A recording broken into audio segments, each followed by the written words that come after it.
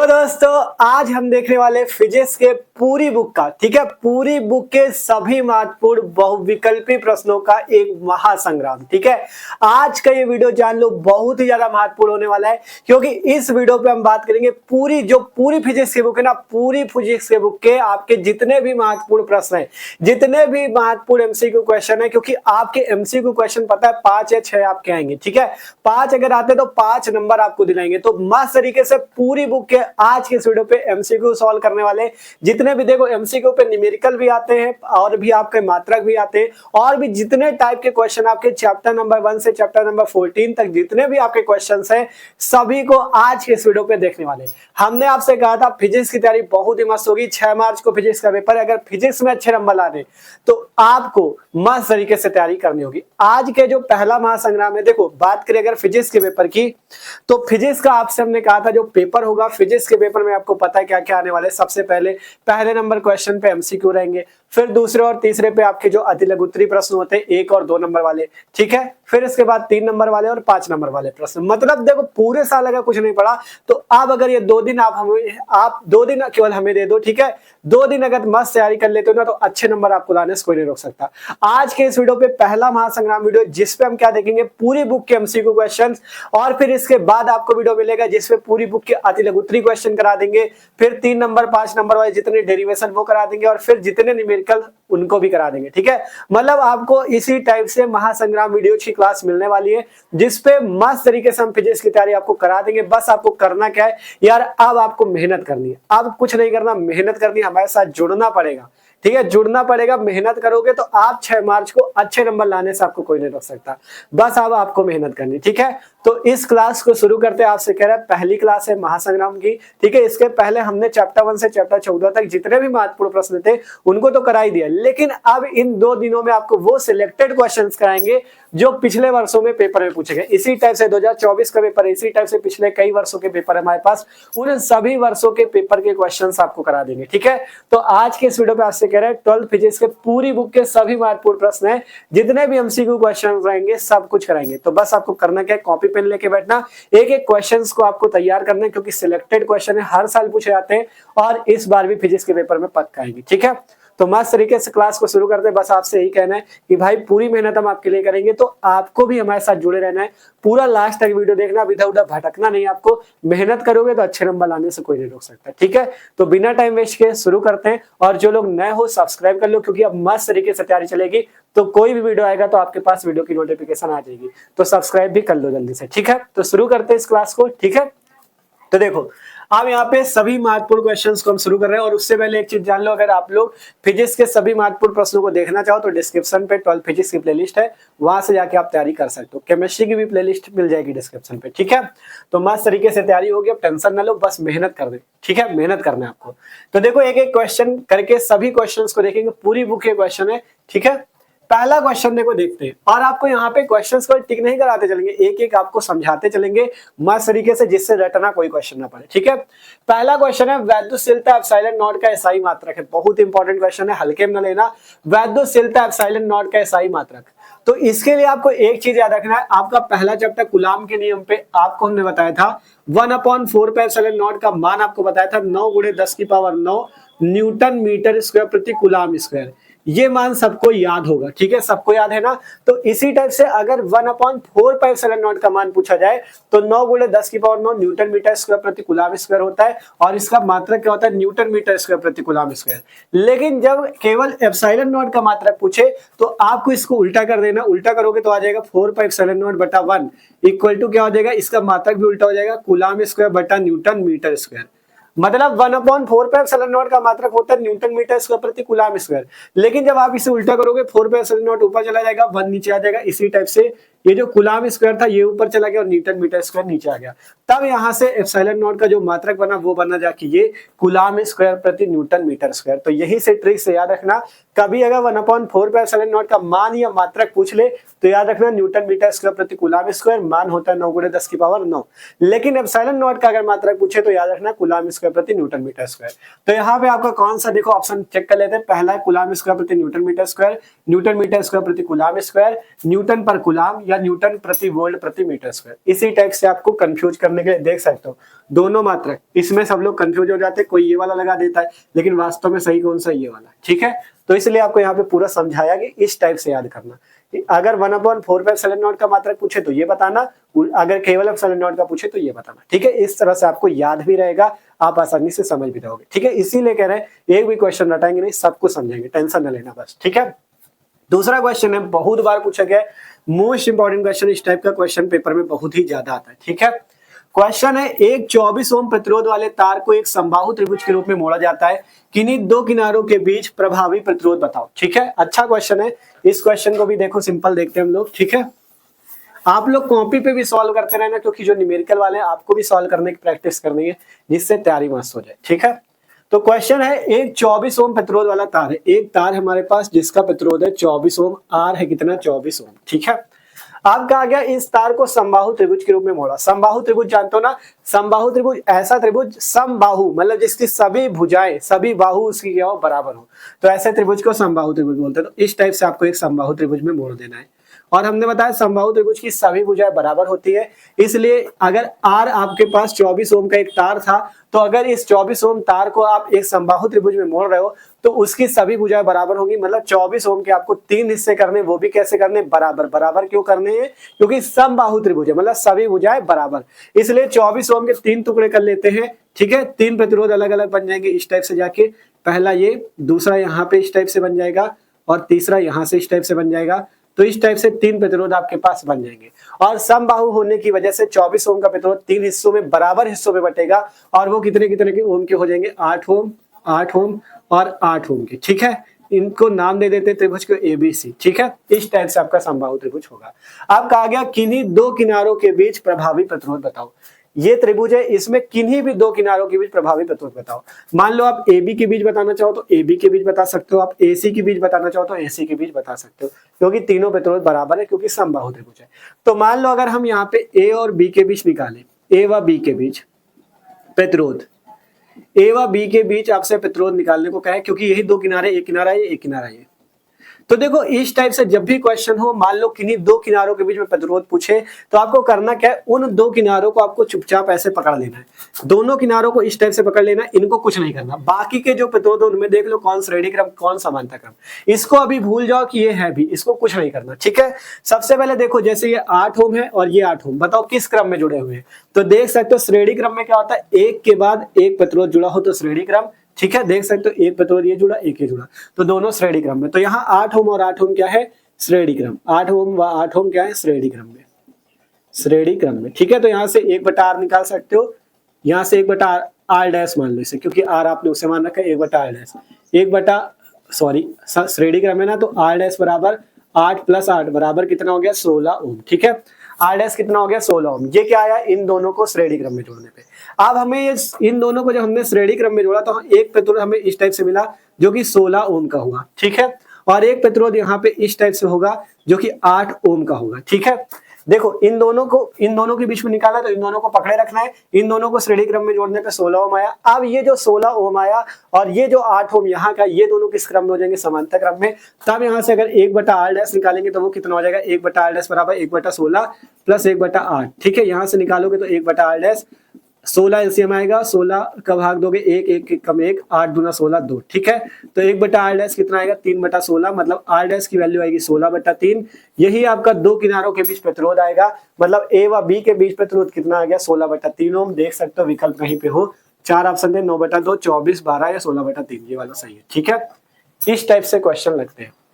बस आपको फॉर्मूला याद होना चाहिए। श्रेणी क्रम के लिए फॉर्मूला होता है r बराबर r1 + r2, समांतर क्रम के लिए 1/r बराबर फॉर्मूला होता है 1/r1 + 1/r2, ठीक है। इस टाइप से फॉर्मूला पता आप कर लोगे। आपसे कहा गया था 24 ओम प्रतिरोध का एक तार है जिससे मतलब समबाहु त्रिभुज के रूप में मोड़ा जाता है। समबाहु हमने समझा, समबाहु वो त्रिभुज है जिसकी सभी भुजाएं क्या हो, बराबर हो। तो इसकी सभी भुजाएं क्या थी, बराबर थी। 8 ओम तीनों इसलिए हो गए, ठीक है। सभी भुजाएं बराबर होने की वजह से 24 ओम को 3 हिस्सों में बांटा।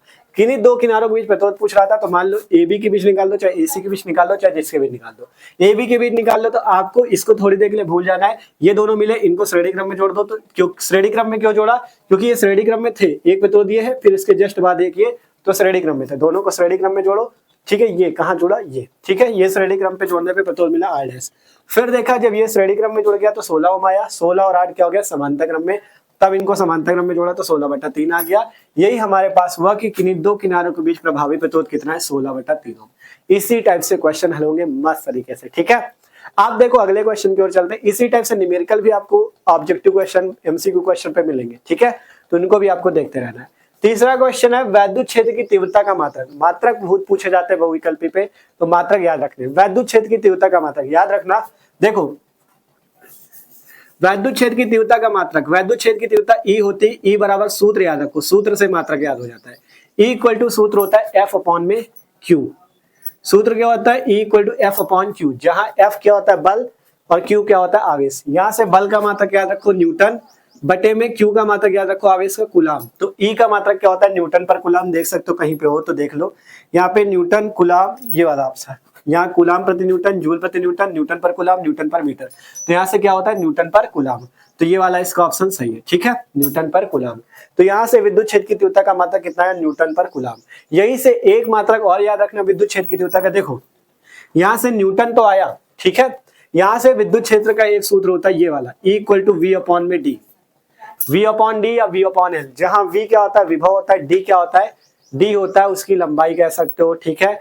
तो D क्या होता है, D का मात्रक मीटर होता है, और विभव V का मात्रक क्या होता है वोल्ट, और D क्या होता है लंबाई मान सकते हो, या L लिख लो, ठीक है, L लिख सकते हो। L क्या होती है लंबाई होती है, तो इसका मात्रक क्या होता है मीटर। तो यहां से E का मात्रक, दो मात्रक याद रखना, पहला न्यूटन पर कूलाम, दूसरा वोल्ट पर मीटर, ठीक है। E के आपको दो मात्रक याद रखने, पहला न्यूटन पर कूलाम, दूसरा वोल्ट पर मीटर, कोई भी पूछा जा सकता है। तो यहाँ से कौन सा वाला सही है, तीसरा ऑप्शन न्यूटन पर कूलाम, क्योंकि न्यूटन पर कूलाम करके हमें दिया, ठीक है। तो यहाँ से आपको जितने बता रहे हैं ना, ये क्वेश्चन तो है लेकिन इनसे आपको और भी क्वेश्चन क्लियर करते चल रहे हैं। E के दो मात्रक बताए, न्यूटन पर कूलाम, E का दूसरा मात्रक वोल्ट पर मीटर, ठीक है।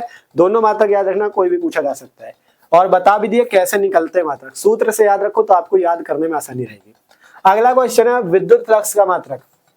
विद्युत फ्लक्स का मात्रक, पहला option Newton coulomb, volt meter, volt पर मीटर, न्यूटन मीटर पर कूलाम। तो विद्युत फ्लक्स का फॉर्मूला याद रखो, फॉर्मूला होता है फाई E बराबर EdA।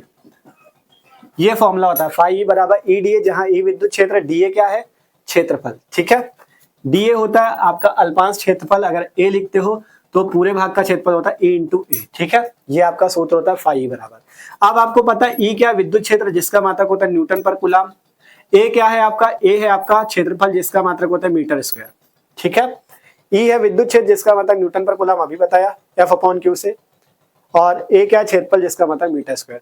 तो विद्युत फ्लक्स फाई E जो होता है इसका एक मात्रक तो निकला न्यूटन मीटर स्क्वायर पर कूलाम। क्या मात्रक निकला, न्यूटन मीटर स्क्वायर पर कूलाम। लेकिन हमें यहाँ पे कहीं भी न्यूटन मीटर स्क्वायर पर कूलाम नहीं दिया गया, कहीं दिया गया क्या, देख लो, न्यूटन मीटर पर कूलाम दिया लेकिन न्यूटन मीटर स्क्वायर पर कूलाम होता है, नहीं दिया गया। तो इस मात्रक अगर यहां से नहीं बनना तो हम क्या करेंगे, E का दूसरा मात्रक यूज करेंगे।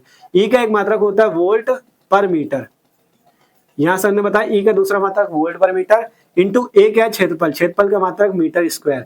तो 1 मीटर से स्क्वायर कट जाएगा, तो यहाँ से इसका मात्रक क्या आ जाएगा वोल्ट मीटर, ठीक है। मतलब हमें इस फाई विद्युत फ्लक्स का एक मात्रक कौन सा मिल गया, वोल्ट मीटर। आप सही से दिख भी रहा होगा क्या मिल गया, वोल्ट मीटर। तो यहाँ पर से हमारा कौन सा ऑप्शन सही है, ये दूसरा वोल्ट मीटर, ठीक है। ये वोल्ट प्रति मीटर किसका मात्रक है, विद्युत क्षेत्र का, तो ये भी याद रखना, ठीक है। हमने यहाँ से सिखाया E का एक मात्रक न्यूटन पर कूलाम, वोल्ट पर मीटर, दूसरा मात्रक विद्युत फ्लक्स पे बताया, पहला न्यूटन मीटर स्क्वायर पर कूलाम, यहाँ पे E की जगह ये वाला न्यूटन पर कूलाम रखने से, जब E की जगह वोल्ट पर मीटर रखोगे तो यहाँ से विद्युत फ्लक्स का मात्रक क्या आएगा, वोल्ट मीटर। तो इसका कौन सा ऑप्शन सही था, दूसरा, ठीक है। इस टाइप से आपको करना है।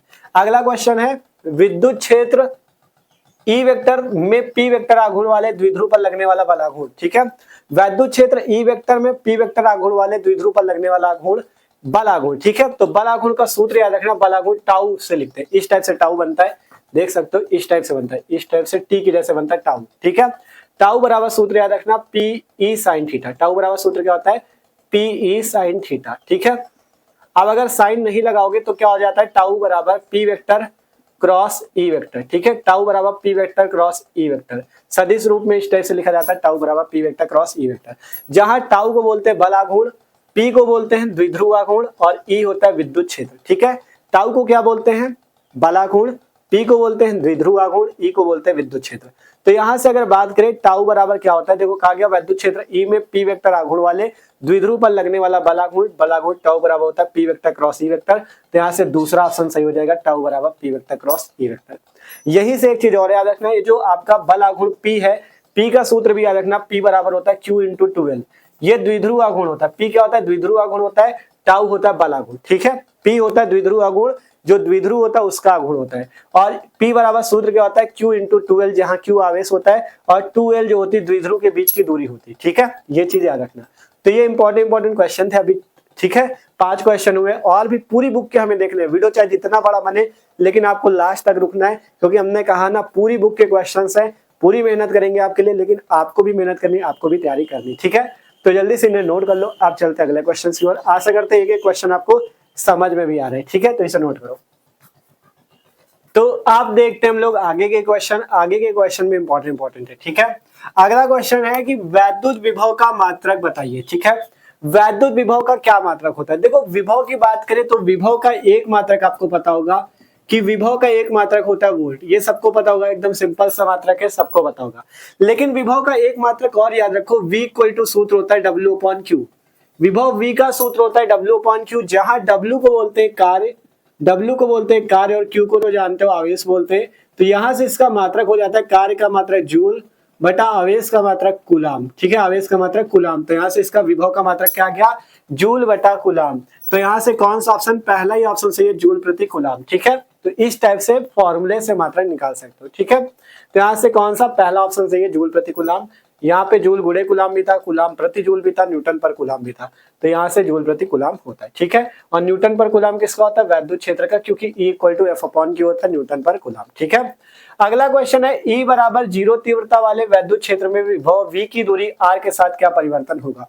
बहुत ही इंपॉर्टेंट क्वेश्चन है। जब कह रहा है कि मतलब विभव V का R दूरी के साथ क्या परिवर्तन होगा।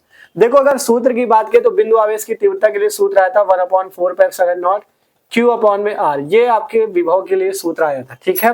यही सूत्र आया था ना विभव के लिए। तो यहाँ पे आपसे कहा गया V अनुक्रमानुपाती होगा 1/R के, V अनुक्रमानुपाती होगा R के, या V अनुक्रमानुपाती होगा 1/R² के, V R पर निर्भर नहीं करेगा। ये 4 ऑप्शन है। आपसे कहा गया E बराबर 0, मतलब विद्युत क्षेत्र 0 तीव्रता वाले विभव V का दूरी R के साथ क्या परिवर्तन होगा। तो इस क्वेश्चन में देखो, ये क्वेश्चन कई बार पेपर में पूछा गया है। इस क्वेश्चन पे ये चीज ध्यान देना, जब वैद्युत क्षेत्र कभी भी शून्य होगा तो विभव V जो होगा इस R दूरी के साथ कोई भी संबंध नहीं रखेगा, ठीक है। जब वैद्युत क्षेत्र E शून्य होगा, E का मान 0 होगा, तो आपका क्या होगा, ये विभव V जो होगा ये R दूरी के साथ कोई भी संबंध नहीं रखेगा। तब यहाँ पर से चौथा ऑप्शन सही होगा कि V R पर निर्भर नहीं करेगा। कब ये स्थिति होगी, जब वैद्युत क्षेत्र E का मान शून्य होगा, तब V R पे निर्भर नहीं करेगा। तो यहाँ से चौथा ऑप्शन सही हो जाएगा, ठीक है। अगला क्वेश्चन है, एक बेलनाकार चालक की प्रतिरोधकता एवं विशिष्ट चालकता का गुणनफल किस पे निर्भर करता है। बोला गया प्रतिरोधकता, ठीक है, और विशिष्ट चालकता का जो गुणनफल होता है वो किस पे निर्भर करता है। पहला ऑप्शन तापक्रम पे, दूसरा पदार्थ पे, तीसरा अनुप्रस्थ क्षेत्रफल पे, या इनमें से कोई नहीं। तो याद रखना कि बेलनाकार चालक की प्रतिरोधकता एवं विशिष्ट चालकता का जो गुणनफल होता है वो तापक्रम टेम्परेचर पे निर्भर करता है।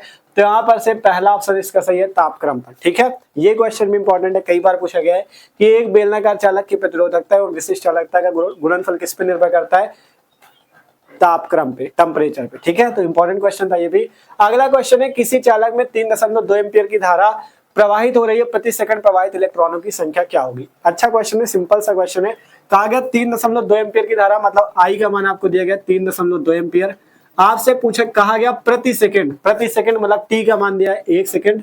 अब आपसे पूछा क्या गया, इलेक्ट्रॉनों की संख्या मतलब एन का मान।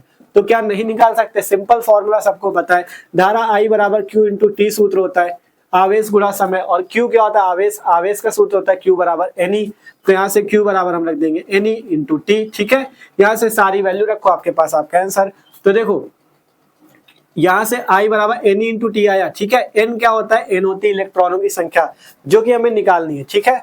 N हमें निकालना है। I का मान कितना है 3.2, n का मान हमें निकालना है। E क्या होता है? इलेक्ट्रॉन का आवेश। इसकी वैल्यू याद रखो 1.6 इंटू 10⁻⁻19।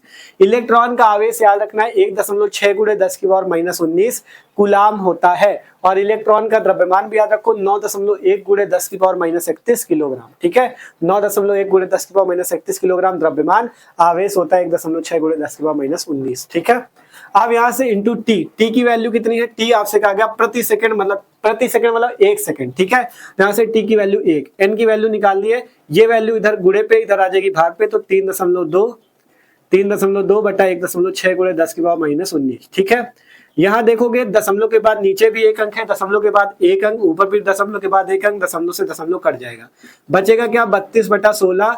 ये 10⁻⁻19 ऊपर जाएगा, 10⁻+19। ठीक है, 16 लिखा हुआ है, 32/16। 16 से काटो, 16 दूनी 32।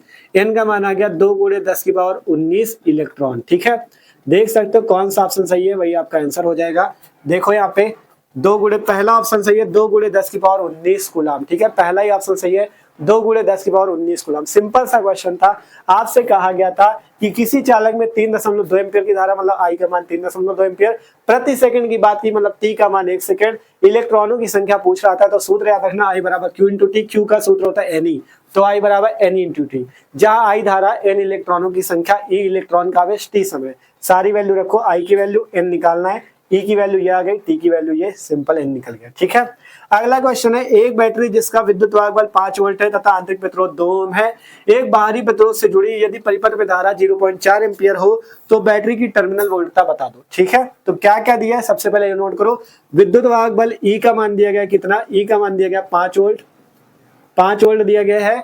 आंतरिक प्रतिरोध को स्मॉल आर से लिखते हैं, 2 ओम दिया गया है। कहा गया एक बाहरी प्रतिरोध से जुड़ी, मान लेते हैं बाहरी प्रतिरोध जो है वो आर है, बाहरी प्रतिरोध मान लेते क्या है? आर है बाहरी प्रतिरोध। ठीक है, अब कहा गया कि यदि परिपथ में धारा I बराबर 0.4 एम्पियर की हो, धारा अगर 0.4 एम्पियर की हो तो बैटरी में टर्मिनल वोल्टता V का मान बताओ। टर्मिनल वोल्टता को V से लिखते हैं, V का मान बताओ। तो सूत्र आपको याद होना चाहिए, टर्मिनल वोल्टता V, आंतरिक प्रतिरोध R और विद्युत वाहक बल E में संबंध का सूत्र होता है V बराबर E माइनस IR। ये सूत्र अगर याद है तो आप तुरंत टर्मिनल वोल्टता निकाल सकते हो। V निकालना है, E का मान रखो 5, माइनस I की वैल्यू कितनी? 0.4 इंटू R की वैल्यू कितनी? 2। यहाँ से निकालेंगे तो V बराबर 5 माइनस 2 का गुणा करो 0.8, यहाँ से V निकालोगे तो 4.2 वोल्ट का आ जाएगा। देख सकते हो कौन सा ऑप्शन आपका सही है, यहाँ पर से चौथा ऑप्शन सही है, 4.2 ओम। ठीक है, तो सिंपल सा क्वेश्चन ये वाला भी सॉल्व है। देखो अगर फॉर्मूले सबको तैयार है ना, तो आप कोई भी क्वेश्चन चाहे जितना बड़ा न्यूमेरिकल हो आप आसानी से कर सकते हो। बस ये देखो क्या दिया है क्वेश्चन पे, क्या निकालना है, आसानी से हो जाएगा। ठीक है, तो मस्त तरीके से ये क्वेश्चन भी हो गए। आप देखते आगे क्वेश्चन, आपको पूरी बुक के क्वेश्चन कराने, तो जल्दी जल्दी नोट करते रहो। ठीक है, इन्हें देखो। तो आप देखते हम लोग आगे के क्वेश्चन। ठीक है, आगे क्वेश्चन में अच्छे देखो। इस टाइप का क्वेश्चन जो ये वाला बताने वाले, मोस्ट इंपॉर्टेंट क्वेश्चन मान लेना इसे, क्योंकि इस टाइप का क्वेश्चन ज्यादातर हर साल पेपर में आता है। ठीक है, क्वेश्चन है, दिए गए चित्र में किसी परिपथ के भाग में धारा दर्शाई गई है तो धारा आई का मान। इस टाइप का क्वेश्चन बहुत ही ज्यादा बोर्ड एग्जाम में पूछा जाता है। ठीक है, देख सकते हो ये आपको एक परिपथ दिया है, इसमें आपको धारा आई का मान बताना है। ठीक है, धारा आई कहाँ पे दिख रही है? ये आई एम्पियर, इसका मान आपको बताना है। 4 ऑप्शन है, 1.7 एम्पियर, 3.7 एम्पियर, ठीक है, 1.3 एम्पियर या 1.0 एम्पियर। इस टाइप का क्वेश्चन ऑब्जेक्टिव या एमसीक्यू क्वेश्चन में बहुत ही ज्यादा पूछा जाता है, तो इससे भी आपको अच्छे से समझना है। ठीक है, देखो क्वेश्चन में क्या है कि दिए गए चित्र में किसी परिपथ के भाग में धारा दर्शाई गई, धारा आई का मान बताना है। सिंपल सा क्वेश्चन है, कुछ नहीं। इस पे देखो, अगर आप देखोगे यहां पर से आपको एक धारा दिखाई गई है जो कि 4 एम्पियर की है, यहां पर से एक धारा दिखाई गई है जो कि 2 एम्पियर की है। अगर यहां से 4 एम्पियर की, यहां से 2 एम्पियर की धारा आ रही है, तो आगे कितनी हो जाएगी? जाके 6 एम्पियर की। आगे धारा कितनी हो जाएगी? 6 एम्पियर की। मतलब अगर इधर से 4 आ रही, इधर से 2 आ रही, तो इधर कितनी हो जाएगी? 4 और 2 मिला के 6। आप देखोगे अगर यहां से अगर 6 एम्पियर की धारा आ रही है, यहां से अगर 6 एम्पियर की धारा आ रही है, और फिर आप देखोगे यहाँ पे थोड़ी सी धारा एक निकल गई 1 एम्पियर, यहाँ पे हमने 1 एम्पियर की धारा भेज दी, यहाँ पे 1 एम्पियर की धारा भेज दी, यहाँ से 6 एम्पियर की धारा आ रही थी, कुल धारा 6 एम्पियर है। अगर 6 में से 1 एम्पियर इधर चली गई, तो आगे इस रास्ते पे यहाँ पे कितनी धारा बची? 5 एम्पियर। यहाँ पे कितनी धारा बची? यहाँ पे 5 एम्पियर की धारा बची। ठीक है, ध्यान से समझो। यहाँ से 6 आ रही थी, 1 उधर चली गई, यहाँ कितनी बची? 5। आप देखोगे 5 में 1.3 हमने उधर भेज दी, 1.3 एम्पियर हमने इधर भेज दी।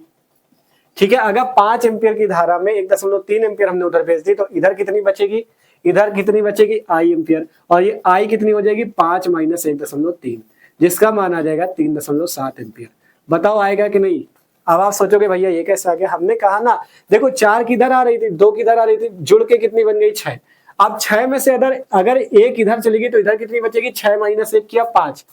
अगर 6 में से एक इधर गई तो इधर कैसे निकाला, 6 से 1 घटा के 5 निकाल लिया। अब अगर 5 में से 1.3 इधर चली गई तो 5 माइनस अगर 1.3 कर दे तो हमें इधर की धारा भी पता चल जाएगी। मतलब 5 एम्पियर में अगर 1.3 इधर चली गई तो इधर कितनी बचेगी, 5 से 1.3 घटा दो 3.7 एम्पियर की बचेगी। यहां से दूसरा ऑप्शन सही हो जाएगा 3.7 एम्पियर। ठीक है, सिंपल सा क्वेश्चन था, है कुछ नहीं इस क्वेश्चन पे, बस ये देखना है जैसे इधर से 4 आ रही थी, इधर से 2 तो इधर कितनी हो जाएगी 6। अब 6 में अगर 1 इधर चली गई तो आगे इस रास्ते पे कितनी बचेगी 5। अब 5 में से अगर 1.3 इधर पे थी तो इधर कितनी बच जाएगी, 5 से 1.3 घटा दो 3.7 एम्पियर, ये आई का मान आ जाएगा। ठीक है, तो यहाँ पे दूसरा ऑप्शन सही है। आशा करते हैं समझ में आया होगा। इंपॉर्टेंट क्वेश्चन, इस टाइप के क्वेश्चन बहुत ज्यादा पूछा जाता है। आपसे कह रहे हैं ना इस वीडियो पे आपको वही क्वेश्चन कराएंगे जो सिलेक्टेड क्वेश्चन है और पेपर में आने की चांसेस है। ठीक है, तो इसलिए एक क्वेश्चन को करते रहना, हल्के में किसी क्वेश्चन को न लेना। अगला क्वेश्चन है गतिशील आवेश उत्पन्न करता है। गतिशील आवेश क्या उत्पन्न करता है। पहला ऑप्शन केवल वैद्युत क्षेत्र, दूसरा ऑप्शन केवल चुंबकीय क्षेत्र, तीसरा ऑप्शन वैद्युत एवं चुंबकीय क्षेत्र दोनों, चौथा ऑप्शन वैद्युत एवं चुंबकीय क्षेत्र में से कोई नहीं। मतलब गतिशील आवेश या जो गतिमान आवेश होता है ये क्या उत्पन्न करता है। तो याद रखना गतिमान आवेश या गतिशील आवेश जो होता है वो वैद्युत क्षेत्र तो उत्पन्न करता ही है लेकिन चुंबकीय क्षेत्र भी उत्पन्न करता है, मतलब वैद्युत एवं चुंबकीय क्षेत्र दोनों। तो याद रखना यहाँ से वैद्युत एवं चुंबकीय क्षेत्र दोनों ही उत्पन्न करता है गतिशील आवेश। ठीक है, इंपॉर्टेंट क्वेश्चन है। अगला क्वेश्चन है चुंबकीय क्षेत्र की तीव्रता का मात्रक क्या होता है। तो याद रखना चुंबकीय क्षेत्र की तीव्रता को B से प्रदर्शित करते हैं और इसका मात्रक की बात करें तो इसका एक मात्रक होता है न्यूटन पर एम्पियर मीटर, दूसरा मात्रक होता है वेबर प्रति मीटर स्क्वायर, एक इसका मात्रक होता है टेस्ला। ये 3 मात्रक इंपॉर्टेंट है, तीनों याद रखना। ठीक है, पहला होता है न्यूटन पर एम्पियर मीटर, मतलब न्यूटन प्रति एम्पियर मीटर, फिर होता है वेबर प्रति मीटर स्क्वायर, फिर होता है टेस्ला। तो यहां पर से चुंबकीय क्षेत्र की तीव्रता का मात्रक क्या हो जाएगा, ये वाला वेबर प्रति मीटर स्क्वायर। ठीक है, याद रखना आपसे कह रहे हैं ना, यहाँ पे देखो कंफ्यूज करने के लिए वेबर गुणे मीटर स्क्वायर वेबर प्रति मीटर स्क्वायर दिया है ना, तो याद रखना वेबर प्रति मीटर स्क्वायर होता है। एक होता है न्यूटन पर एम्पियर मीटर, वेबर प्रति मीटर स्क्वायर और टेस्ला, याद रखना। ठीक है, फिर इसके बाद है 1/√μ0 एप्सिलॉन नॉट का मात्रक। मोस्ट इंपॉर्टेंट क्वेश्चन, हर साल ही दे देता है एग्जाम में। ठीक है, हर साल पेपर में दिया जाता है ये क्वेश्चन। ठीक है, हर साल। तो देखो 1/μ0 एप्सिलॉन नॉट आपसे कहा गया 1/√μ0 एप्सिलॉन नॉट का मान बताओ। ठीक है, 1/√μ0 एप्सिलॉन नॉट का मान बताओ। तो देखो अगर बात करें म्यू नॉट को बोलते हैं निर्वात की चुंबकशीलता। म्यू नॉट क्या होती है, निर्वात की चुंबकशीलता, जिसका मान म्यू नॉट का मान याद रखना 4 पाई गुणे 10 की पावर -7, 4 पाई गुणे 10 की पावर -7 होता है इसका मान, म्यू नॉट का निर्वात की चुंबकशीलता। एप्सिलॉन नॉट को आप जानते हो, एप्सिलॉन नॉट का मान कितना होता है, एप्सिलॉन नॉट का 8.85 गुणे 10 की पावर -12। ये मान भी याद रखना क्योंकि कभी कभी ये भी दे देता है। 8.85 गुणे 10 की पावर -12 कूलाम स्क्वायर प्रति न्यूटन मीटर स्क्वायर, इसका मान ये होता है एप्सिलॉन नॉट का। म्यू नॉट का मान होता है 4 पाई इंटू 10 की पावर -7, एप्सिलॉन नॉट का होता है 8.85 गुणे 10 की पावर -12, ये भी याद रखना। ठीक है, तो यहां से हमें पूछा गया 1/μ0 एप्सिलॉन नॉट का मान। तो अगर हम लोग यहाँ से क्या कहें 1/√μ0 की वैल्यू ये रखे, एप्सिलॉन नॉट की वैल्यू ये रखे, तो हमें जो मान मिलता है वो किसके बराबर मिलता है, वो हमें मान मिलता है 3 गुणे 10 की पावर 8 मीटर पर सेकंड के बराबर। ठीक है, अगर आप म्यू नॉट की वैल्यू ये रखते हो, एप्सिलॉन नॉट की वैल्यू ये रखते हो, तो आपको मान जो मिलता है वो मिलता है 3 गुणे 10 की पावर 8 मीटर पर सेकंड के बराबर। मतलब यहां से आपको मिलता है 1/√μ0 एप्सिलॉन नॉट का मान जो मिलता है वो C के बराबर मिलता है, जहां C को बोलते हैं प्रकाश की चाल, C को बोलते हैं प्रकाश की चाल, और C होती क्या है, C होती प्रकाश की चाल, जिसका मान ये लिखा हुआ है 3 गुणे 10 की पावर 8 मीटर पर सेकंड। तो क्वेश्चन पूछ रहा था 1/√μ0 एप्सिलॉन नॉट का मात्रक बताओ। तो मात्रक क्या होता है, जो कि इसका प्रकाश की चाल का मात्रक होता है मीटर पर सेकंड। तो मीटर पर सेकंड कहाँ, ये रहा। ठीक है, कभी मात्रक पूछे मान पूछे, मात्रक पूछेगा तो मीटर पर सेकंड, मान पूछेगा तो 3 गुणे 10 की पावर 8। पूछ ले किसके बराबर होता है, 1/√μ0 एप्सिलॉन नॉट का मान किसके बराबर होता है, C के बराबर होता है। किसके बराबर होता है, C, जहां C क्या प्रकाश की चाल, ठीक है। कभी कभी मीटर पर सेकंड की जगह सेंटीमीटर पर सेकंड में दे देता है ऑप्शन में। कभी कभी जैसे यहाँ पे आपको बताया सी का मान 3 × 10⁻8 मीटर पर सेकंड के बराबर होता है, कभी कभी सेंटीमीटर में दे देगा, तो सेंटीमीटर में याद रखना 3 × 10⁻10 सेंटीमीटर पर सेकंड, ठीक है, क्योंकि 1 मीटर बराबर 100 सेंटीमीटर, मतलब 10⁻2 सेंटीमीटर, तो यहाँ पे 10⁻2 जुड़ जाएगा, तो 3 × 10⁻10 सेंटीमीटर पर सेकंड। ऑप्शन जिस टाइप से हो ऑब्जेक्टिव में उस टाइप से देख लेना, ठीक है। तो याद रखोगे ना, 1/√μ0 ε नॉट का मात्रक मीटर पर सेकंड, जो कि सी के बराबर होता है प्रकाश की चाल, जिसका मान 3 × 10⁸ मीटर पर सेकंड, ठीक है। अगला क्वेश्चन है, किसी समान चुंबकीय क्षेत्र में एक इलेक्ट्रॉन क्षेत्र के लंबवत दिशा में प्रवेश करता है, इलेक्ट्रॉन का पथ कैसा होगा। मतलब किसी समान चुंबकीय क्षेत्र में यदि इलेक्ट्रॉन क्या हो, इलेक्ट्रॉन जो क्षेत्र के लंबवत दिशा में प्रवेश करे, तो पथ कैसा होगा इलेक्ट्रॉन का, परवलयाकार, वृत्ताकार, दीर्घवृत्ताकार या सरल रेखीय। तो याद रखना, जब इलेक्ट्रॉन एक समान चुंबकीय क्षेत्र में आपका क्या करे, आपका क्षेत्र के लंबवत दिशा में प्रवेश करे, तब जो इलेक्ट्रॉन का पथ होगा वो कैसा होगा, वृत्ताकार होगा, ठीक है। याद रखना, वृत्ताकार पथ होगा, उसका पथ कैसा होगा, वृत्ताकार होगा। इंपॉर्टेंट क्वेश्चन है, ये भी कई बार पूछा गया है, ठीक है। तो मस्त तरीके से इसे भी देख सकते हो, जितने क्वेश्चन सब इंपॉर्टेंट है, तो आप लोग इन्हें भी नोट कर लो। आप देखते हैं आगे के, ठीक है। तो आप देखते हैं हम लोग आगे के क्वेश्चन, आगे के जो क्वेश्चन है वो भी अच्छे अच्छे, ठीक है।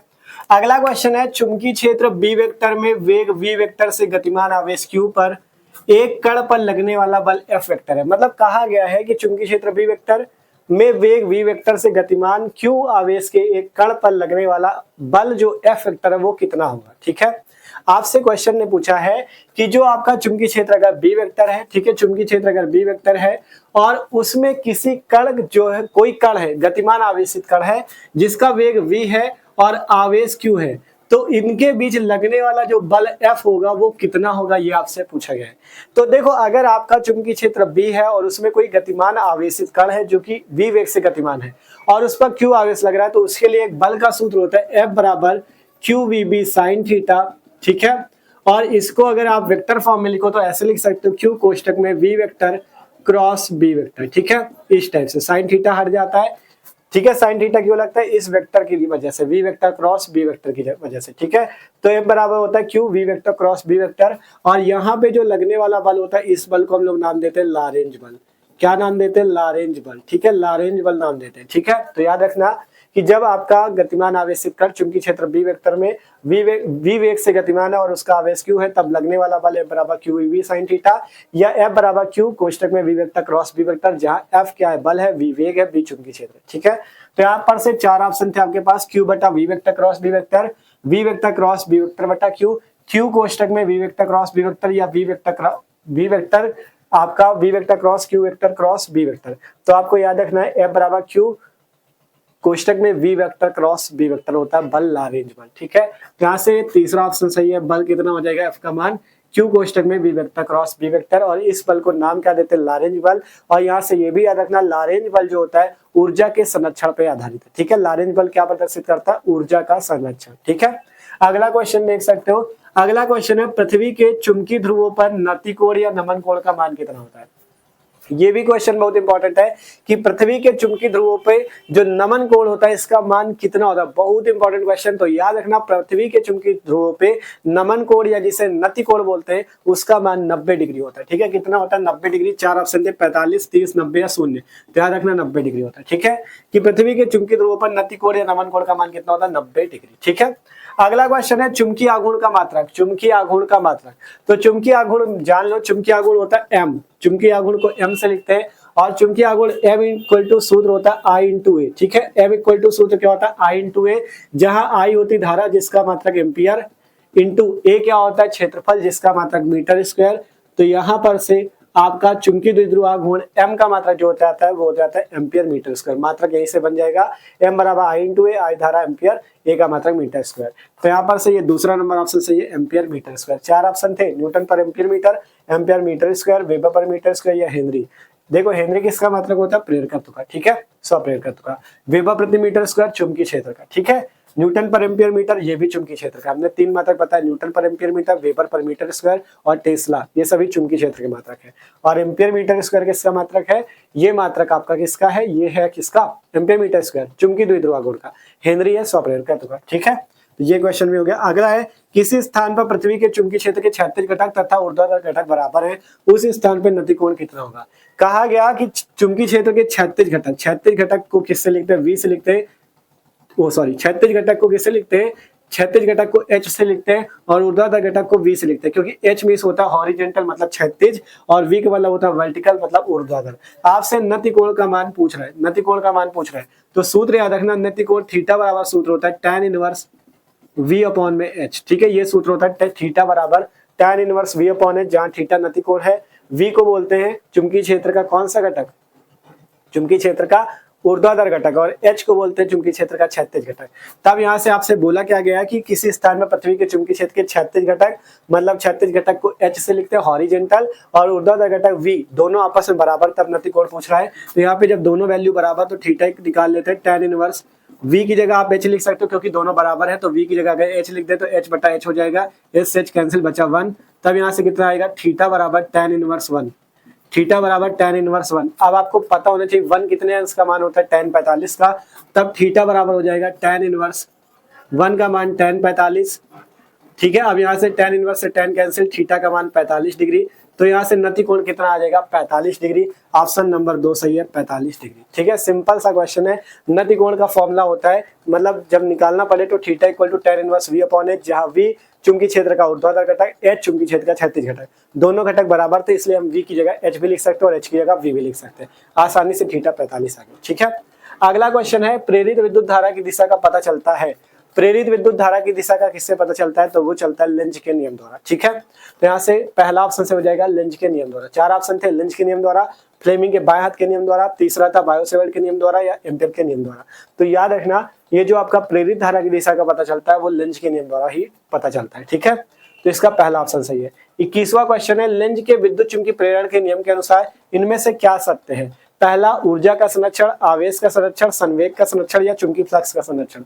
तो हमने बताया लेंज का नियम जो है ऊर्जा के संरक्षण को प्रदर्शित करता है, इसलिए इसका पहला ऑप्शन सही है, ऊर्जा का संरक्षण। ठीक है, तो इस टाइप से आपको याद रखना है। और लेंज के नियम के लिए बल का सूत्र क्या है, F बराबर QVB sin थीटा। ठीक है, तो इस टाइप से ये महत्वपूर्ण क्वेश्चन थे। अभी आगे बहुत सारे क्वेश्चन, क्योंकि पूरी बुक के हमें देखने, आप बहुत कम समय है, इसीलिए कहा था भैया इस वीडियो को पूरा आपको देखना है। ठीक है, तो आप देखते हैं आगे क्वेश्चन, तो जल्दी से इन्हें नोट कर लो। ठीक है, तो आप देखते हैं आगे की क्वेश्चन। अगला क्वेश्चन है 22वां क्वेश्चन की L बटा R की विमा होगी जहां L प्रेरकत्व है, R प्रतिरोध है। 4 ऑप्शन है आपके पास, पहला M0 L0 T-1, फिर है M0 LT, M0 L0T या MLT-2। तो आपको यहाँ पे बताना है L बटा R की जो विमा होगी वो कितनी होगी, जहां L आपके पास प्रेरकत्व है, R आपके पास प्रतिरोध है। तो याद रखना L बटा R की विमा, ये क्वेश्चन इंपॉर्टेंट है, पूछा जाता है L बटा R की विमा।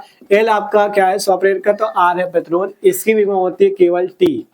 ठीक है, और इसका मात्रक होता है सेकेंड, इसकी विमा कितनी होती है, T। ठीक है, तो यहाँ पे आपको कहीं पे T दिख रहा हो तो बताओ।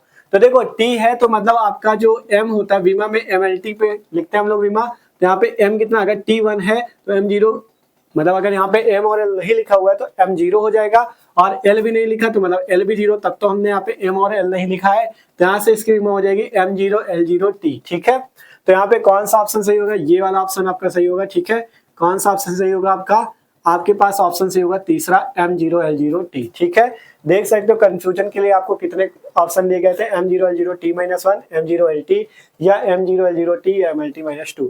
तो याद रखना L बटा R की विमा होती T, जिससे आप ऐसे लिख सकते हो M0 L0T। ठीक है, तो इसकी विमा ये तीसरा ऑप्शन सही है। ठीक है, अगला क्वेश्चन है 10 ओम प्रतिरोध तथा 10 हेनरी प्रेरकत्व की एक कुंडली 50 वोल्ट की बैटरी से जोड़ी गई है, कुंडली में संचित ऊर्जा बताओ। ठीक है, क्या क्या दिया गया है, 10 ओम प्रतिरोध, R का मान है 10 ओम, और क्या दिया है 10 हेनरी प्रेरकत्व, L का मान 10 हेनरी, और क्या दिया 50 वोल्ट की बैटरी से जुड़ी 50 वोल्ट विभव दिया है। अब इसके बाद क्या है, कुंडली में संचित ऊर्जा U का मान निकालो। संचित ऊर्जा U का सूत्र क्या होता है, U का सूत्र याद रखना, जब आपका प्रेरकत्व L हो और प्रतिरोध R हो, ठीक है, तब सूत्र होता है U बराबर 1/2 Li²। ठीक है, U बराबर 1/2 Li²। यहाँ पे आपको V और R दिया गया है, I नहीं दिया गया, तो देखो क्या करते हैं, U बराबर 1/2 L, I की जगह V बटा R लगा दो, ओम का नियम V बटा R का स्क्वायर। ठीक है, I स्क्वायर था तो I की जगह V बटा R का स्क्वायर, सारी वैल्यू रख दो। U बराबर 1/2, L की वैल्यू कितनी है 10, इंटू वी बटा आर, वी कितना है 50/10, 50/r कितना 10 स्क्वायर, यहाँ से 0 से 0 कैंसिल, यहाँ से 2 से काटो 2 पंचे 10, हल कर लो u बराबर 5 गुणे 5 के स्क्वायर 25, यहाँ से गुणा करोगे 25 पंचे 125 और ऊर्जा का मतलब जूल, तो यहाँ से 125 जूल आंसर आ चुका है। ये पहला ऑप्शन सही है 125 जूल। ठीक है, अगर फॉर्मूला आपको तैयार है तो आसानी से आप ऊर्जा निकाल सकते हो। u बराबर 1/2 Li² से आपकी जो संचित ऊर्जा आएगी वो 125 जूल आ जाएगी। ठीक है, तो सिंपल तरीके से ये क्वेश्चन भी सॉल्व है। अगला है अनुनाद की स्थिति में एलसी परिपथ की आवृत्ति, ये भी बहुत ही ज्यादा महत्वपूर्ण क्वेश्चन है। आवृत्ति का सूत्र याद रखना 1/2 pi root LC, 1/2 pi root LC, या ऐसे भी लिख सकते हो इसको, या ऐसे लिख सकते हो 1/2 पाई अंडर रूट 1/LC। ठीक है, ऐसे लिखना है। देखो f बराबर आवृत्ति को f से भी लिख सकते हो, n से भी लिख सकते हो। ठीक है, f बराबर 1/2 पाई और केवल LC पे रूट होता है, 2 पाई पे नहीं होता। ठीक है, या आप इसे क्या लिख सकते हो, या आप इसे क्या लिख सकते हो, या लिख सकते हो 1/2 पाई अंडर रूट 1/LC भी लिख सकते हो। तो इसमें देखो 4 ऑप्शन है, चारों कंफ्यूज करने वाले हैं। 2 pi root LC, 1/2 pi root LC, 1/2 pi 1 root में 1/LC, या 2 पाई रूट में 1/LC। तो इसमें कौन सा ऑप्शन सही होगा, ये वाला। ठीक है, 2 पाई में रूट नहीं लगेगा, ये ध्यान देना। ठीक है, तो इसमें कौन सा ऑप्शन सही, 1/2 पाई और रूट में 1/LC। ये यहाँ पे क्या है, रूट LC है, यहाँ पे क्या है, रूट LC, यहाँ पे क्या है, 1/LC तो है लेकिन ये भी रूट में। ठीक है, लेकिन ये 2 पाई ऊपर चला गया, इसमें हमें होना चाहिए 1/2 पाई रूट में 1/LC, या 1/2 पाई के साथ ही रूट LC लगाओ, तो ये सही होगा। ठीक है, इसमें तीसरा ऑप्शन आपका सही है। इसमें कंफ्यूजन होना, आवृत्ति याद रखना। ठीक है, अनुनाद की स्थिति में आवृत्ति का सूत्र है, इंपॉर्टेंट फॉर्मूला, न्यूमेरिकल भी आते हैं इससे। ठीक है, अगला क्वेश्चन है कि एक प्रत्यावर्ती परिपथ में R 100 ओम है, प्रतिरोध 100 ओम है, एक्सएल का मान मतलब जो आपका, ठीक है, एक्सएल है वो 300 ओम है, और यहाँ पे धारिती प्रतिघात है XC वो 200 ओम। ये आपका क्या है, प्रेरकी प्रतिघात, ये धारिती प्रतिघात। ठीक है, श्रेणी क्रम में जुड़े हैं तो आरोपित विद्युत वाहक बल तथा प्रवाहित धारा में कलांतर बताओ। ठीक है, मतलब एक प्रत्यावर्ती परिपथ में प्रतिरोध 100 ओम है, ये प्रेरकी प्रतिघात 300 ओम है, आपकी धारिती प्रतिघात 200 ओम, श्रेणी क्रम में जुड़े, मतलब आपका कौन कौन सा परिपथ है, RLC, LCR परिपथ की बात है। कहा गया आरोपित विद्युत वाहक बल तथा प्रवाहित धारा में कलांतर ज्ञात करो। तो कलांतर का सूत्र याद रखना, tan फाई बराबर, जब LCR परिपथ होता है tan फाई इक्वल टू सूत्र होता है XL - XC बटा R। ठीक है, यहाँ से आप कलांतर निकाल सकते हो, tan फाई की वैल्यू निकाल सकते हो। ठीक है, तो निकालते हैं। देखो XL कितना है 300 माइनस XC 200 बटा R कितना है 100, हल कर लोगे 300 से 200 गया 100/100, मतलब सीधा सीधा 1। तो tan फाई की वैल्यू कितनी आई 1, और tan फाई इक्वल टू 1, 1 किसका मान होता है tan 45, तो यहाँ से tan cancel, phi equal to 45, phi equal to 45। ठीक है, तो यहाँ पर से कलांतर कितना आ गया 45 डिग्री का, ये तीसरा ऑप्शन यहाँ पे सही है। ठीक है, सिंपल सा है। LCR परिपथ के लिए बस आपको सूत्र याद होना चाहिए, ये जो आपका कलांतर का सूत्र होता है वो होता है XL - XC बटा R। यहाँ पे देखा LCR परिपथ था। ठीक है, तो कलांतर का सूत्र यहाँ से फाई निकला 45 डिग्री, तो यहाँ से तीसरा ऑप्शन सही है। ठीक है, अच्छा क्वेश्चन था, इंपॉर्टेंट भी है। अगला क्वेश्चन है, एक LCR परिपथ को प्रत्यावर्ती धारा के स्रोत से जोड़ा गया, अनुनाद की स्थिति में लगाया गया विभवांतर एवं प्रवाहित धारा में कलांतर। जब भी अनुनाद की स्थिति में बात कर दे, अगर जैसे कहा गया LCR परिपथ को प्रत्यावर्ती धारा स्रोत से जोड़ा गया अनुनाद की स्थिति में, ठीक है, यहाँ पे अनुनाद की स्थिति की बात नहीं थी, यहाँ पे बात है अनुनाद की स्थिति। जब भी अनुनाद की स्थिति पूछे, अनुनाद की स्थिति में कलांतर पूछे, तो कलांतर कितना होगा, 0 होगा, ये याद रखना। कलांतर फाई का मान 0 कब होगा, जब अनुनाद की स्थिति होगी। तो यहाँ पर से पहला ऑप्शन सही है 0। ठीक है, LCR परिपथ को प्रत्यावर्ती धारा के स्रोत से जोड़ा गया है। अब अनुनाद की स्थिति की बात है तो आपको याद रखना कलांतर कितना होगा, 0 होगा। तो यहाँ से पहला ऑप्शन इसका सही है 0। ठीक है, तो इस टाइप से ये क्वेश्चन में हो जाते हैं, इनको भी नोट कर लो। जितने क्वेश्चन यार सभी बेहतरीन क्वेश्चन। ठीक है, तो नोट करो इसे। अब देखते हैं अगला। ठीक है, तो आप देखते हैं हम लोग आगे के क्वेश्चन। देखो अगला क्वेश्चन है हमारे पास यहाँ पे कि विद्युत चुम्बकीय तरंगे उत्पन्न होती है। विद्युत चुम्बकीय तरंगे किसके द्वारा उत्पन्न होती है, ये आपको बताना है। 4 ऑप्शन है, पहला स्थिर आवेश द्वारा, नियत वेग से गतिशील आवेश द्वारा, त्वरित आवेश द्वारा, या आवेशहीन कण द्वारा। तो बहुत ही ज्यादा इंपॉर्टेंट क्वेश्चन है, याद रखना। विद्युत चुम्बकीय तरंगे किसके द्वारा उत्पन्न होती है, त्वरित आवेश के द्वारा। किसके द्वारा उत्पन्न होती है, त्वरित आवेश के द्वारा। ठीक है, तो इसमें कौन सा ऑप्शन सही हो जाएगा, तीसरा ऑप्शन, त्वरित आवेश द्वारा विद्युत चुम्बकीय तरंगे उत्पन्न होती है। ठीक है, अगला क्वेश्चन है, किसी विद्युत चुम्बकीय तरंग में वैद्युत क्षेत्र का आयाम 5 वोल्ट प्रति मीटर है, तो चुम्बकीय क्षेत्र का आयाम बताओ। ठीक है, यहाँ से 4 ऑप्शन है, 5 टेस्ला, 1.67 × 10⁻⁸ टेस्ला, और यहाँ पे 1.5 × 10⁻9 टेस्ला, यह 1.67 × 10⁻10 टेस्ला। तो याद रखना सूत्र होता है ई नॉट बटा बी नॉट बराबर सी। सूत्र होता है ई नॉट बटा बी नॉट बराबर सी, जहां ई नॉट मतलब विद्युत क्षेत्र का आयाम, बी नॉट मतलब चुंबकीय क्षेत्र का आयाम, सी क्या होता है प्रकाश की चाल, जिसका मान होता है 3 × 10⁸ मीटर पर सेकेंड। तो हमें दिया गया वैद्युत क्षेत्र का आयाम मतलब ई नॉट की वैल्यू में दी है 5 वोल्ट पर मीटर। हमसे पूछ क्या रहा है बी नॉट का मान, चुंबकीय क्षेत्र का आयाम। ठीक है, तो ई नॉट पता है, बी नॉट निकालना, तो बी नॉट का मान निकालोगे तो सी बटा ई नॉट। ठीक है, बी नॉट निकालोगे तो सी बटा ई नॉट। तो बी नॉट बराबर सी की वैल्यू हमने पता ही कि प्रकाश की चाल है 3 × 10⁸ मीटर पर सेकेंड होती है। ई नॉट है 5 वोल्ट पर मीटर। अगर इसका भाग लगा दो 5 का 3 पे तो 1.6, क्योंकि 5 का भाग जाएगा नहीं, सॉरी कितना आएगा 5 का भाग लगा पे गड़बड़ कर दिया। देखो जब ई नॉट बटा बी नॉट बराबर सी है, तो जब हम यहाँ से बी नॉट की वैल्यू निकालेंगे तो आ जाएगी ई नॉट बटा सी। ठीक है, थोड़ा सा गड़बड़ हो गया था, तब बी नॉट निकालेंगे। ई नॉट है 5 बटा सी का मान 3 × 10⁸ आप निकालना है। ठीक है, अब क्या करना है 3 का भाग 5 पे लगाओगे, 3 एकम 3 बचा 2, 2 बचा तो 3 छंगे 18 बचा 2, फिर 3 7 21 और ये 10⁸ ऊपर जाएगा 10⁻−8। ठीक है, ये मान आ जाएगा टेस्ला में। तो ये कौन सा ऑप्शन सही है, ये वाला दूसरा 1.67 × 10⁻8 टेस्ला। देख सकते हो यहाँ पे दो ऑप्शन थे, पहले 10⁻8 वाला, फिर 10⁻10 वाला। कंफ्यूजन होना, आराम से ऑप्शन चेक कर लिया करो। ठीक है, तो इसलिए जल्दी जल्दी में ये ना लगा देना, ऑप्शन ये वाला सही। ठीक है, तो इस टाइप से आप चुंबकीय क्षेत्र का आयाम निकाल सकते हो। सूत्र होता है ई नॉट बटा बी नॉट बराबर सी। ई नॉट होता है वैद्युत क्षेत्र का आयाम, बी नॉट होता है चुंबकीय क्षेत्र का आयाम, सी होती प्रकाश की चाल। ठीक है, अगला क्वेश्चन है यदि सघन माध्यम में आपतन कोण क्रांतिक कोण के बराबर हो तो अपवर्तन कोण कितना होगा। यदि सघन माध्यम में आपतन कोण क्रांतिक कोण के बराबर हो तो आपका कह रहा है कि अपवर्तन कोण कितना होगा, विरल माध्यम में अपवर्तन कोण कितना होगा। तो याद रखना जब क्रांतिक कोण की घटना होती है, अगर सघन माध्यम में आपतन कोण क्रांतिक कोण के बराबर होता है तो विरल माध्यम में जो आपका अपवर्तन कोण होता है वो 90 डिग्री का होता है। यही क्रांतिक कोण की परिभाषा कहती है। तो यहाँ पर से कौन सा ऑप्शन सही हो जाएगा, तीसरा, कि यदि सघन माध्यम में आपतन कोण क्रांतिक कोण के बराबर है तो विरल माध्यम में जो अपवर्तन कोण होगा वो 90 डिग्री होगा। ठीक है, तो ये चीज याद रखना, तीसरा ऑप्शन सही है। फिर है वायु के सापेक्ष जल और कांच का अपवर्तनांक 4/3 और 5/3 है। कांच का जल के सापेक्ष अपवर्तनांक कितना होगा ये आपको बताना है। तो देखो कहा गया वायु के सापेक्ष किसका, जल का, जिसके सापेक्ष जिसका का कैसे लिखना समझना। अपवर्तनांक को n से लिखते हैं। वायु के सापेक्ष कहा तो वायु मतलब एयर, एयर का मतलब ए, तो वायु के सापेक्ष जिसके सापेक्ष कहा गया उसे ऐसे लिख लेना an। ठीक है, an। अब है किसका, जल का, जल का मतलब पानी, तो पानी को लिखते हैं W से, तो AnW, W का मतलब वाटर। तो यहाँ से AnW की वैल्यू कितनी है 4/3। लिखने का तरीका भी आपको सिखा दे रहा है। कहा गया वायु के सापेक्ष जल का, तो वायु के सापेक्ष कहा तो जिसको जिसके सापेक्ष का उसको ऊपर रखो, जिसका कहा उसको नीचे रखो, तो AnW। ठीक है, फिर इसके बाद कहा गया वायु के सापेक्ष कांच का अपवर्तनांक, तो वायु के सापेक्ष कांच का, कांच को लिखते हैं G मतलब ग्लास। ठीक है, G का मतलब ग्लास मतलब कांच, तो AnG हो जाएगा। इसका कितना हो जाएगा 5/3।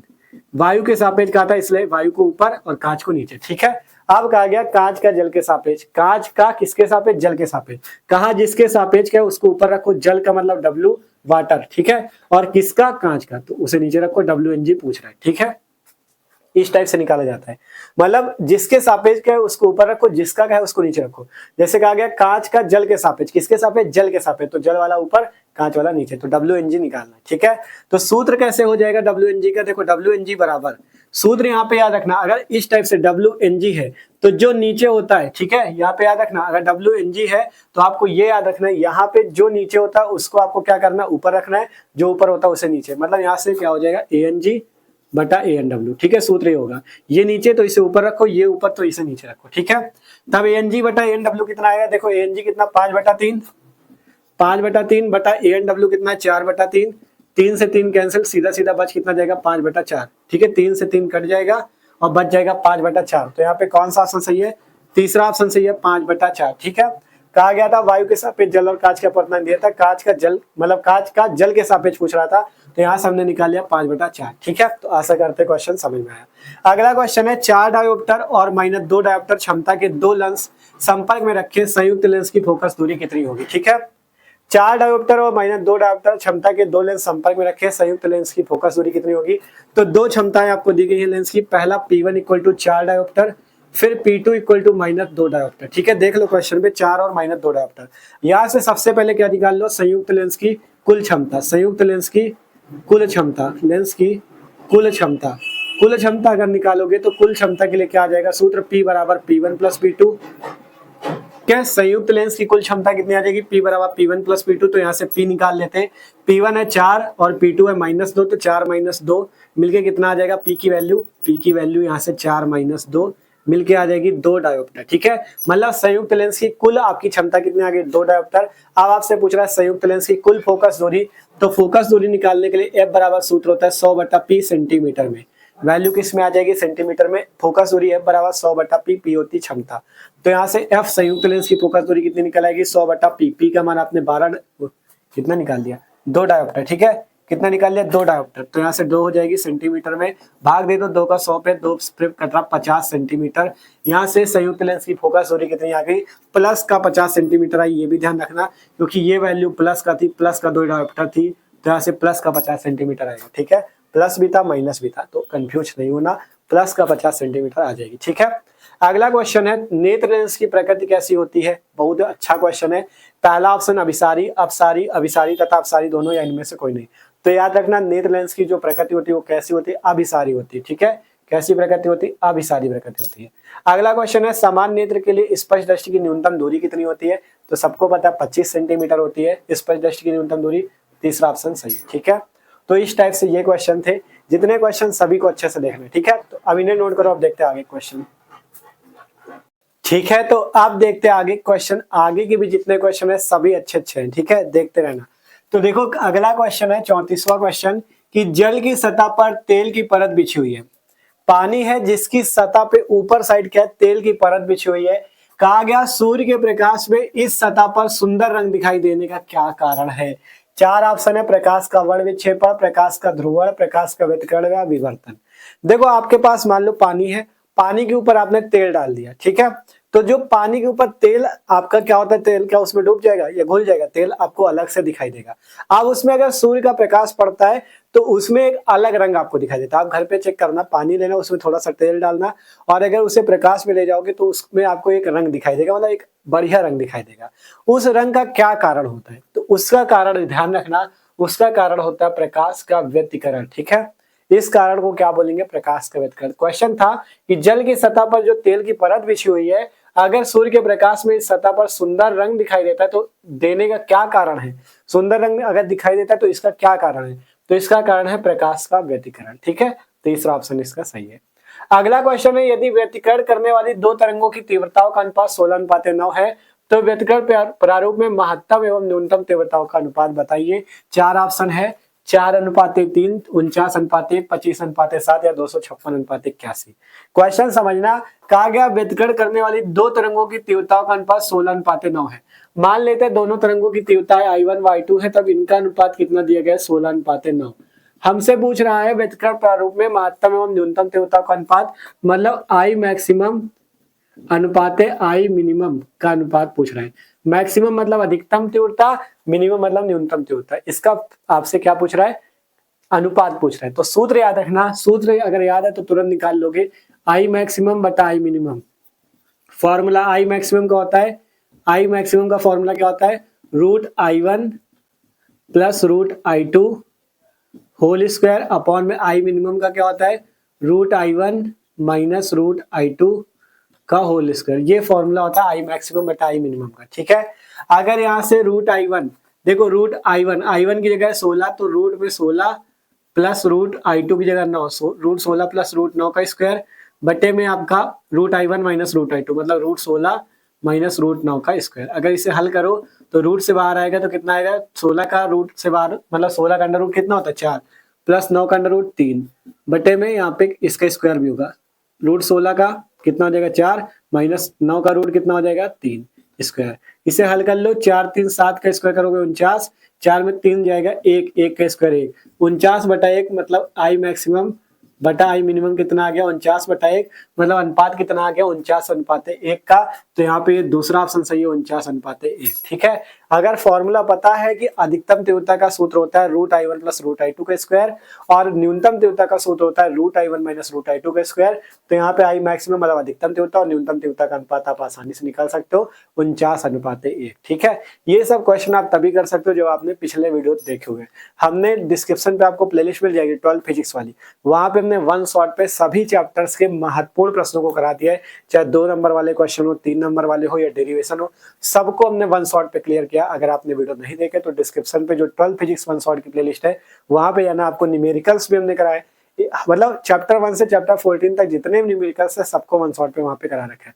वो वीडियो भी आप जाके देखना, प्लेलिस्ट डिस्क्रिप्शन पे है। ठीक है, तो इस टाइप से 49:1 इसका आगे। ठीक है, अगला क्वेश्चन है, किसी गतिमान कण से संबद्ध डी ब्रोगली तरंग की तरंगदैर्घ्य निर्भर नहीं करती। किस पे डी ब्रोगली तरंगदैर्घ्य निर्भर नहीं करती? कहा गया किसी गतिमान कण से संबद्ध डी ब्रोगली तरंग की तरंगदैर्घ्य किस पे निर्भर नहीं करती। 4 ऑप्शन है, द्रव्यमान पे, आवेश पे, वेग पे या संवेग पे। तो याद रखना ये आवेश पे निर्भर नहीं करती। डी ब्रोगली तरंगदैर्घ्य आपकी द्रव्यमान पे भी निर्भर करती, वेग पे भी निर्भर करती है और संवेग पे भी। द्रव्यमान, वेग और संवेग पे तो निर्भर करती है लेकिन आवेश पे निर्भर नहीं करती। तो इसका दूसरा ऑप्शन सही है, आवेश पे। ठीक है, अगला है, निम्नलिखित कण एक ही वेग से गतिमान है, अधिकतम डी ब्रोगली तरंगदैर्घ्य वाला कण है। मतलब निम्नलिखित का मतलब ये चारों कण जो दिए गए हैं, निम्नलिखित कण मतलब इलेक्ट्रॉन, प्रोटॉन, न्यूट्रॉन और अल्फा कण। आपके पास 4 कण दिए गए निम्नलिखित कणों में, जैसे इलेक्ट्रॉन, प्रोटॉन, न्यूट्रॉन, अल्फा कण, ये सभी एक समान वेग से गतिमान है। अधिकतम डी ब्रोगली तरंगदैर्घ्य किसकी होगी? ठीक है, मतलब आपके इलेक्ट्रॉन, प्रोटॉन, न्यूट्रॉन और अल्फा कण जो है ये सभी एक समान वेग से गतिमान है। इसमें सबसे ज्यादा डी ब्रोगली तरंगदैर्घ्य किसकी होगी? तो याद रखना वो होगी इलेक्ट्रॉन की। सबसे ज्यादा किसकी होगी? इलेक्ट्रॉन की होगी, ये याद रखना। ठीक है, अगर सभी कण एक ही वेग से गतिमान है तो सबसे ज्यादा डी ब्रोगली तरंगदैर्घ्य किसकी होगी?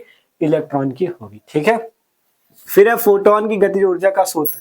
4 ऑप्शन है, hν/λ, hν/c², hc/ν या c²/ν। तो सूत्र याद रखना hν/c², ये सूत्र होता है। ठीक है, ये गतिज ऊर्जा का सूत्र होता है। फोटोन की गतिज ऊर्जा होती है hν/c²। ठीक है, इक्वल टू क्या होता है? hν/c²। तो ये होती है फोटोन की गतिज ऊर्जा। इसके बाद है, एक हाइड्रोजन परमाणु को आयनित करने के लिए आवश्यक न्यूनतम ऊर्जा कितनी है? एक हाइड्रोजन परमाणु को आवेशित करने के लिए आवश्यक न्यूनतम ऊर्जा कितनी है? 4 ऑप्शन है, 13.6 इलेक्ट्रॉन वोल्ट से अधिक, या 13.6 इलेक्ट्रॉन वोल्ट, 10.2 इलेक्ट्रॉन वोल्ट या 3.4 इलेक्ट्रॉन वोल्ट। तो याद रखना वो होती 13.6 इलेक्ट्रॉन वोल्ट। यहाँ 2 ऑप्शन कंफ्यूज करने के लिए थे, 13.6 इलेक्ट्रॉन वोल्ट से अधिक या 13.6 इलेक्ट्रॉन वोल्ट। तो याद रखना एक हाइड्रोजन परमाणु को आयनित करने के लिए आवश्यक न्यूनतम ऊर्जा जो होती है वो होती है 13.6 इलेक्ट्रॉन वोल्ट के इक्वल। ठीक है, तो यहाँ पे दूसरा ऑप्शन सही है। तीसरा है कि हाइड्रोजन यहाँ पे हाइड्रोजन लिखा है, हाइड्रोजन परमाणु के भूतल ऊर्जा स्तर में इलेक्ट्रॉन का कोणीय संवेग कितना होता है? मतलब हाइड्रोजन परमाणु के भूतल ऊर्जा स्तर में जो कोणीय संवेग आता है वो कितना होता है? तो आपको ये पता होगा, अगर आपने बोहर का परमाणु मॉडल भी पढ़ा है तो उसमें बताया गया था कि MVR जो होता है कोणीय संवेग वो NH/2π के इक्वल होता है। तो यहाँ से सिंपल उसी टाइप से हो जाएगा, कोणीय संवेग H/2π। ठीक है, यहाँ पे हाइड्रोजन परमाणु के भूतल ऊर्जा स्तर में इलेक्ट्रॉन का कोणीय संवेग कितना होता है? H/2π के बराबर होता है। ठीक है, सिंपल तरीके से। अगला क्वेश्चन है यहाँ पे 41वां, हाइड्रोजन परमाणु की आयनन ऊर्जा का मान। ठीक है, 4 ऑप्शन है, 13.6 इलेक्ट्रॉन वोल्ट, -13.6 इलेक्ट्रॉन वोल्ट या 13.6 जूल या 0। तो जब ऊर्जा की बात हो तो याद रखना ये ऊर्जा जूल में हो जाएगी, 13.6 जूल। ठीक है, इलेक्ट्रॉन वोल्ट में नहीं, जूल में। ठीक है, हाइड्रोजन परमाणु की आयनन ऊर्जा जब कहे तो 13.6 जूल। ठीक है, जब आयनन ऊर्जा की बात हो तो 13.6 जूल। ठीक है, फिर कहा गया हाइड्रोजन परमाणु की भूतल अवस्था में ऊर्जा -13.6 इलेक्ट्रॉन वोल्ट है। n बराबर 3 ऊर्जा स्तर में इसकी ऊर्जा बताओ। ठीक है, n बराबर 3 में, तो सूत्र याद रखना En बराबर सूत्र होता है -13.6/n²। सूत्र होता है En बराबर -13.6/n²। आपको हाइड्रोजन परमाणु की भूतल ऊर्जा स्तर में ऊर्जा दी गई कितनी? -13.6। n का मान दिया 3, यहाँ से ऊर्जा आपको निकाल लेनी। n बराबर 3 ऊर्जा स्तर में ऊर्जा कितनी हो जाएगी? n बराबर 3 में E3 बराबर -13.6/n की जगह क्या रख दो? 3 का स्क्वायर, मतलब -13.6/3 का स्क्वायर कितना हो जाएगा? 3 त्रिकोण 9, 9 का भाग दे दो, -9 एकम 9, 4 गया, मतलब 9 एकम 9, 4 हासिल, दशमलव लगेगा 4 के साथ, मतलब 6 के साथ 4 आ गया तो 9 × 45, 1, 9 एकम 9। तो यहाँ से कितना आ जाएगा? -1.51। ठीक है, और इलेक्ट्रॉन वोल्ट में वैल्यू, तो ये वाला ऑप्शन सही है पहला, -1.51 इलेक्ट्रॉन वोल्ट। ठीक है, तो इस टाइप से आप ऊर्जा भी निकाल सकते हो। अभी ये क्वेश्चन हुए, आपके थोड़े से ही क्वेश्चन, 4-5 क्वेश्चन जो बचते हैं उनको भी जल्दी से देख लेते हैं, फिर आपके पूरी बुक के सभी महत्वपूर्ण जितने भी MCQ थे आपके कंप्लीट हो जाएंगे। ठीक है, तो जल्दी से नोट कर लो। ठीक है, तो आप देखते हैं आगे के क्वेश्चन। अब इतने ही क्वेश्चन है जितने आपको तैयार करने हैं, ठीक है। आपके 50 क्वेश्चन थे, 50 यहाँ पे है, ठीक है। अगला क्वेश्चन है बहुत ज्यादा इंपॉर्टेंट है, मोस्ट इंपॉर्टेंट समझ लेना, हर साल पूछा जाता है, ठीक है।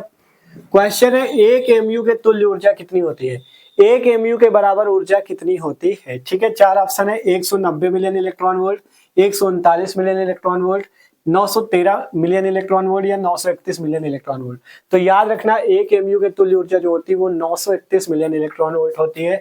चौथा ऑप्शन यहाँ पर से सही हो जाएगा, 931 मिलियन इलेक्ट्रॉन वोल्ट। फिर है 44वां, दो परमाणु के परमाणु क्रमांक समान परंतु परमाणु द्रव्यमान भिन्न है, वे होंगे। तो आपको पता है अगर कोई परमाणु, दो परमाणु हैं जिनके परमाणु क्रमांक समान तथा परमाणु भार भिन्न है तो उन्हें हम क्या बोलेंगे, समस्थानिक। इसका उल्टा अगर आपका परमाणु भार समान और परमाणु क्रमांक भिन्न है तो उसे क्या बोलते हैं, समभारी। ये आपको पढ़ाया था। तो वही चीज है, अगर दो परमाणु के परमाणु क्रमांक समान तथा परमाणु भार भिन्न हो तो वो क्या कहलाएंगे, वो कहलाएंगे समस्थानिक आइसोटोप्स, ठीक है। क्या कहलाएंगे, समस्थानिक आइसोटोप्स। फिर है सूर्य की विकिरण ऊर्जा का स्रोत क्या है, सूर्य की जो विकिरण ऊर्जा उसका स्रोत क्या है। चार ऑप्शन है, नाभिकीय विखंडन, नाभिकीय संलयन, प्रकाश विद्युत प्रभाव या साइक्लोट्रॉन, ठीक है, साइक्लोट्रॉन। तो कहा गया सूर्य की ये जो स्रोत है विद्युत ऊर्जा का स्रोत वो कौन है, वो है नाभिकीय संलयन, ठीक है। याद रखना सूर्य की विकिरण ऊर्जा का स्रोत कौन है, नाभिकीय संलयन, ठीक है। अगला है हाइड्रोजन नाभिक की बंधन ऊर्जा, ये क्वेश्चन भी बहुत इंपॉर्टेंट है। हाइड्रोजन नाभिक की बंधन ऊर्जा याद रखना शून्य होती है, जीरो होती है, ठीक है। हाइड्रोजन नाभिक की बंधन ऊर्जा जीरो होती है। फिर है अर्धचालक में विद्युत चालन कैसे होता है, अर्धचालक पदार्थ जो होता है उसमें विद्युत चालन कैसे होता है, कोटरों से, इलेक्ट्रॉनों से, कोटरों तथा इलेक्ट्रॉनों से, ना कोटरों से ना इलेक्ट्रॉनों से। तो याद रखना अर्धचालक में जो विद्युत चालन होता है वो कैसे होता है, वो कोटरों तथा इलेक्ट्रॉनों से होता है। वो तीसरा ऑप्शन से, कोटरों तथा इलेक्ट्रॉनों से। फिर है 48वां, पी प्रकार का अर्धचालक बनाने के लिए शुद्ध जर्मेनियम में मिलाया जाने वाला द्रव्य होता है। मतलब अगर पी प्रकार का अर्धचालक बनाना है तो शुद्ध जर्मेनियम में क्या मिलाना पड़ेगा आपको। चार ऑप्शन, फास्फोरस, एंटीमनी, एल्युमिनियम या आर्सेनिक। तो याद रखना शुद्ध जर्मेनियम में क्या मिलाया जाता है, एल्युमिनियम मिलाया जाता है, ठीक है। तीसरा ऑप्शन। पीएन संधि डायोड के अक्षय परत में होते हैं, देख सकते हो अक्षय परत का क्वेश्चन यहाँ पे आ चुका है कि पीएन संधि डायोड में जो अक्षय परत लगी होती है, बीच में जो अक्षय परत होती है उसमें क्या होते हैं। तो याद रखना अक्षय परत में ना तो कोटर होते हैं और ना ही इलेक्ट्रॉन होते हैं, ठीक है। कोटर और इलेक्ट्रॉन अगल बगल तो होते हैं लेकिन जो अक्षय परत होती है उसमें नहीं होते। तो वही चीज कहा गया, इसमें ये वाला ऑप्शन से हो जाएगा, ना इलेक्ट्रॉन तथा ना कोटर, ठीक है। पीएन संधि डायोड के अक्षय परत में ना तो इलेक्ट्रॉन होते हैं और ना ही कोटर होते हैं। फिर है जीरो केल्विन, ये जीरो के लिखा मतलब जीरो केल्विन पर शुद्ध अर्धचालक होता है। जब जीरो केल्विन होता है तब शुद्ध अर्धचालक क्या होता है, वो होता है विद्युत रोधी, ठीक है। जब जीरो केल्विन ताप होता है तब शुद्ध अर्धचालक जो होता है विद्युत रोधी की तरह कार्य करता है। इसमें चौथा ऑप्शन सही है, ठीक है। तो ये 50 ऐसे सबसे महत्वपूर्ण क्वेश्चन थे जो पूरी फिजिक्स की बुक के थे, ठीक है। इससे बाहर आपका ऑब्जेक्टिव नहीं आएगा। जितने इंपॉर्टेंट क्वेश्चन थे हमने करा दिए हैं, ठीक है। तो इनको तैयार कर लेना। आशा करते हैं आपको वीडियो अच्छा लगा होगा। तो एक काम जरूर करना है, अपने दोस्तों के साथ वीडियो शेयर कर देने वाला, जिससे उनकी तैयारी भी मस्त तरीके से हो सके। देखो आपके लिए पूरी मेहनत की, इतना वीडियो बनाने में देख सकते हो टाइम तो आपका कम से कम 1 घंटे तक का वीडियो बन चुका है, लेकिन इसको बनाने में हमें बहुत टाइम लगेगा क्योंकि देख सकते हो इसको लिखना कितना पड़ता है। डिजिटल बोर्ड तो है नहीं, व्हाइट बोर्ड है, इसमें लिखना बहुत पड़ता है, तो बहुत मेहनत लगती है। इसलिए बस करना क्या, वीडियो को लाइक कर लेना, चैनल को सब्सक्राइब कर लेना और अपने दोस्तों के साथ वीडियो जरूर शेयर कर देना और इनको तैयार भी कर लेना, ठीक है। तो मिलते हैं अगले वीडियो पे। आशा करते हैं वीडियो सबको अच्छा लगा होगा, ठीक है।